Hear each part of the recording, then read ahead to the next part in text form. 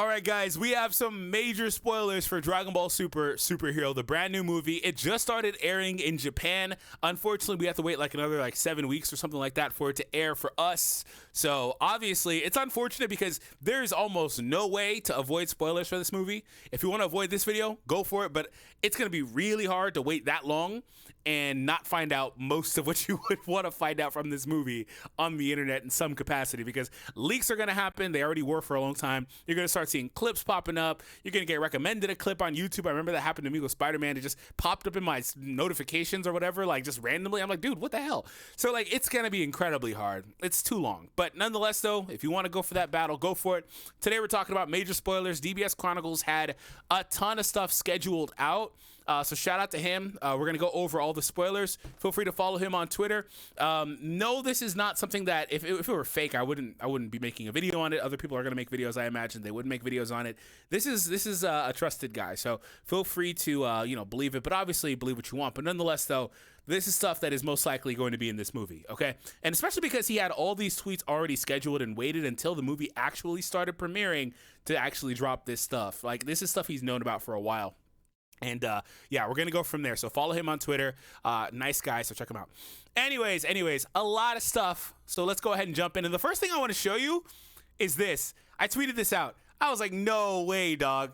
Gohan Blanco is trending in the US. Okay, so if you don't know what that is, just look up El Hermano and Gohan Blanco. It's Gohan and Jiren. It's just some memes. Here's one here. It's just some meme stuff. But it's hilarious because this guy, DBS Chronicles, tweeted a week ago or something like that they were going to be canonizing a fan project. It appears to be Gohan Blanco becoming canon, which is the greatest thing ever. We're going to talk about it. Okay, so we're going to start off with this here. So in the post-credit scene, Goku and Vegeta are still sparring and training. We've seen clips of this if you've been watching the trailers. They have Broly and Chilai and more people there. But nonetheless, though, it appears that Vegeta wins in that sparring bout. It doesn't appear that they ever transform. It doesn't appear that they're involved in the movie and really in any meaningful way whatsoever, which I'm happy with. It allows these other characters, especially on the heels of Broly, these characters weren't even in the damn movie half the time. Period. They weren't even in the movie for Broly. So on the heels of Broly, I'm happy about this. But these characters are going to be, and by these characters, I mean the characters 18 or Krillin or, these characters that are not Goku and Vegeta basically weren't in that other movie. In this movie, we have Goten and Trunks. They weren't even in the other movie. Anyways, at least I don't remember them. Anyways, so we have this, and this I don't think you really need to read too much into. So yeah, it just kind of is what it is. I guess at the bare minimum, it means that all things considered equal, Vegeta's base is probably stronger than Goku's if he's winning this fight, but it is what it is. So there's that. We move on here. So we have a spoiler here for Capsule Corp. So Dr. Hito now works at Capsule Corporation. At the end of the movie, he winds up getting recruited by Bulma. So that is something you're going to want to keep your eyes on, because what that means is that these characters will return in some capacity. I want to say this too. You've probably heard this several times over the course of the last 4 or 5 years since Super started airing and the manga and all that stuff. But seriously, there is no true continuity. In this case, unlike DBZ and unlike most traditional mangas, the manga isn't the actual source material for the animation, for the anime, for the movies or whatever. You could really legitimately make an argument, especially because the anime and manga play out so differently with key events like the Tournament of Power, blah, blah. And then the anime hasn't returned yet while the manga is doing all this other stuff. And you would imagine that this movie takes place after some of the stuff we're seeing in the manga, the arcs that we've seen like Moro and stuff like that.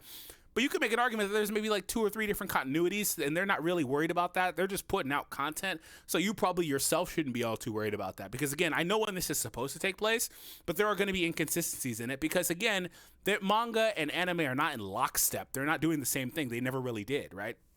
So keep that in mind. Don't worry too much about it. So I do think, at least in animation, we'll see these characters return. The funny thing would be if they don't even return in any capacity outside of the movies. What if these characters and Broly and stuff stay specific to the movies? They don't wind up in any other content going forward. That'd be kind of interesting. So anyways, he's coming back. Okay, so here's a spoiler on Pan. So Pan learns how to fly. Basically, it says in the movie, Pan's unable to fly for the entire movie, but when she runs for her life from the purple explosion, she takes off for the first time.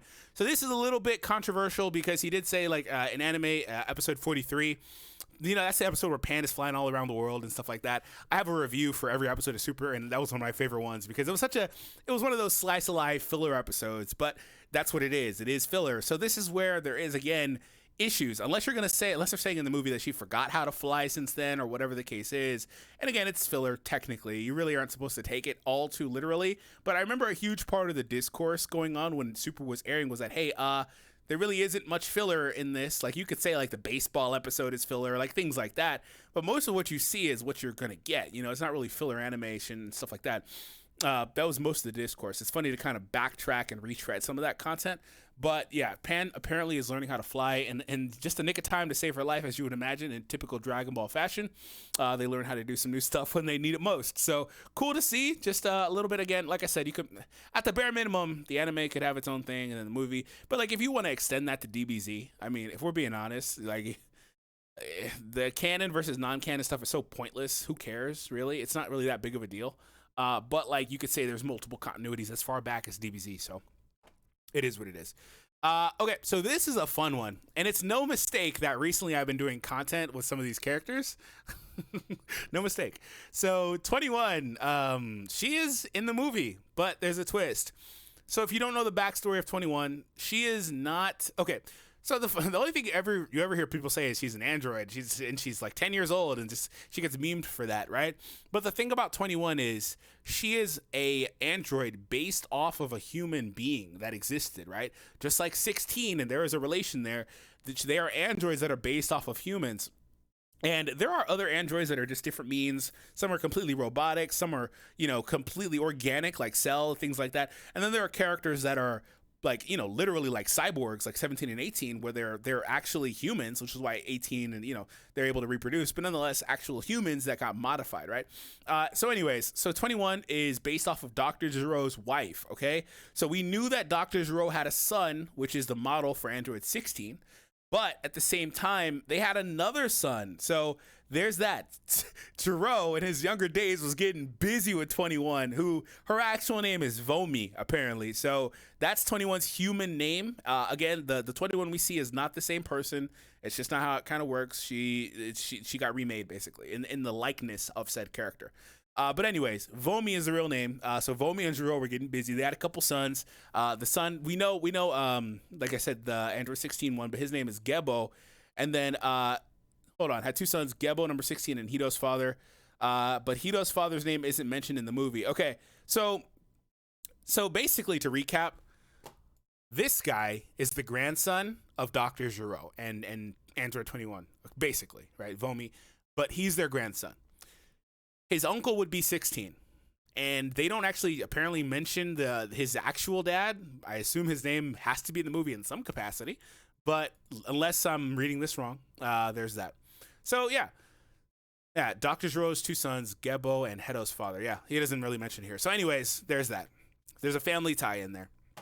So she's going to be, by the way, she is clearly in the movie, just her human form, if that makes sense. Just probably a flashback, nothing serious, probably a little cameo. You don't really need to read into it, but it is cool to see her get tied into more content.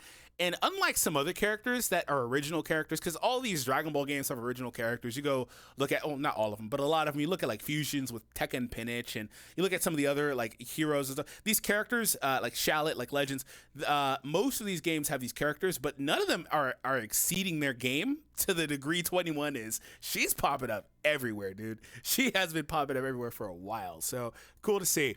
All right, so Hachimaru kills Magenta. So Dr. Hito's Hachimaru has been spying on Magenta ever since Hito returned from prison.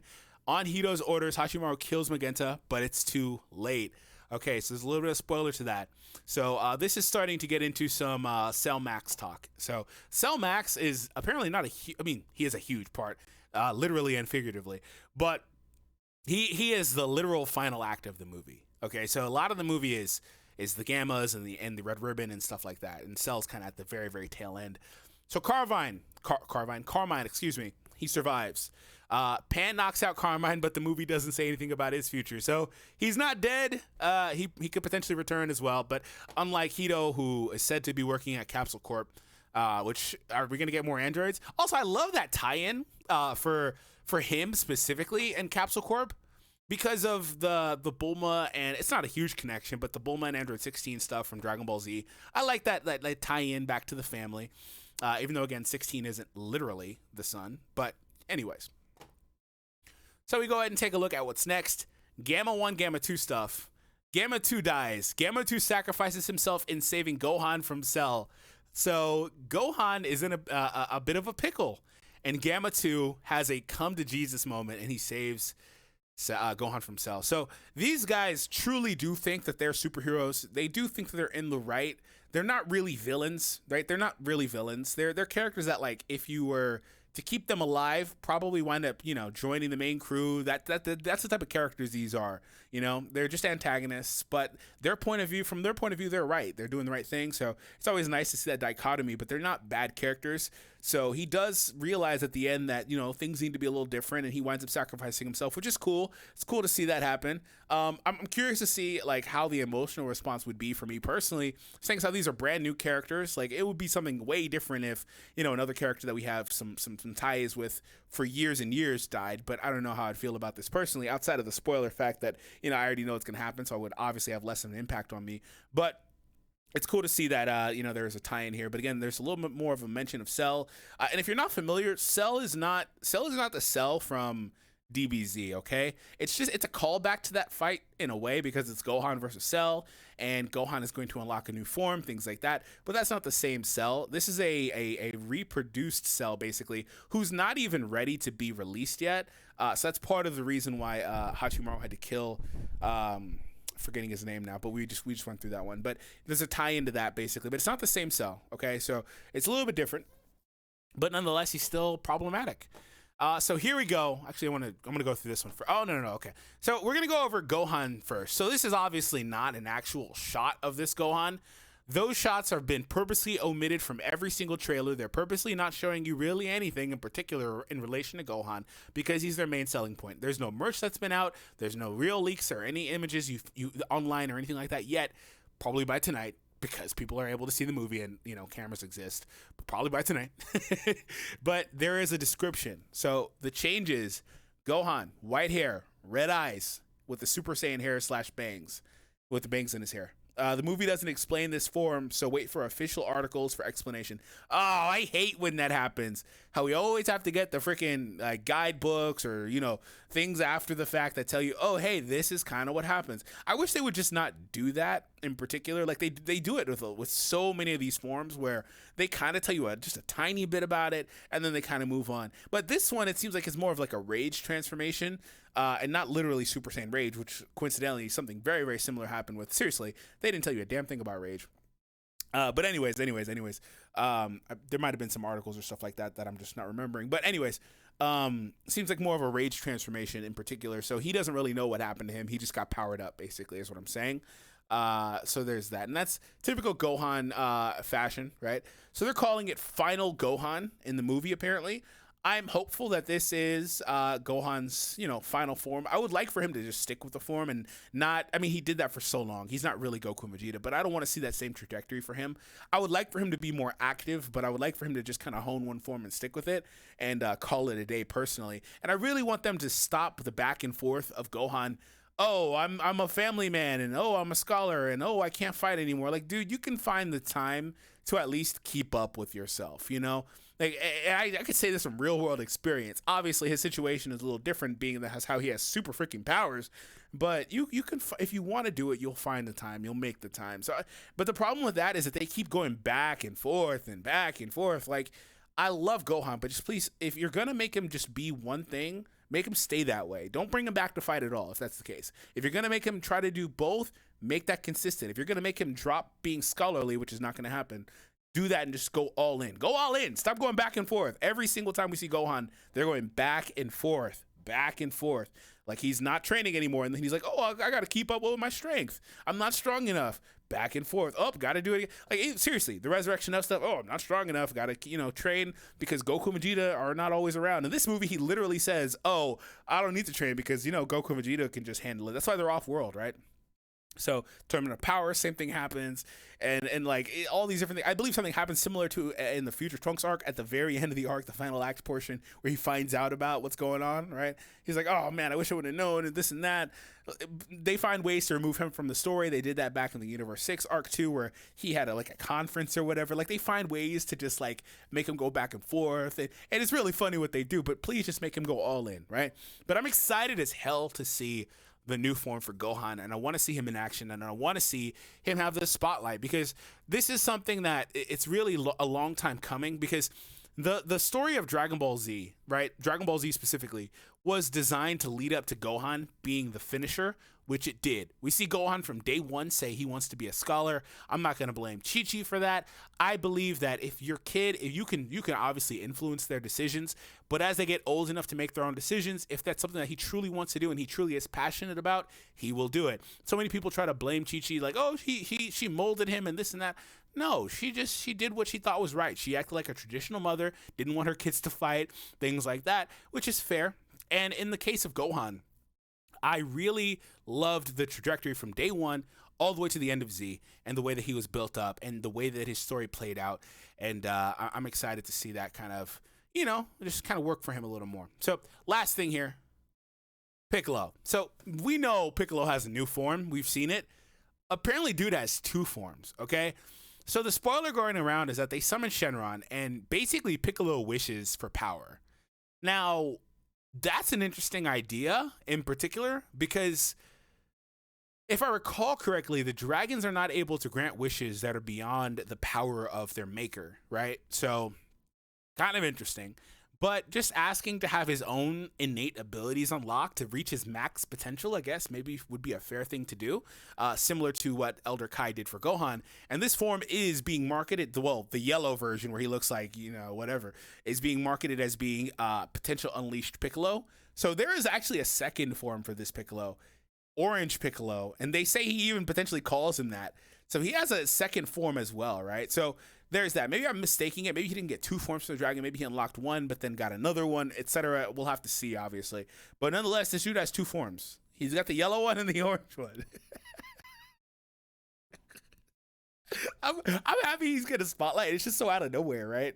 Piccolo, who hasn't had a damn form ever. He's always, the only forms he's had has been like giant form, or like, he's always Piccolo.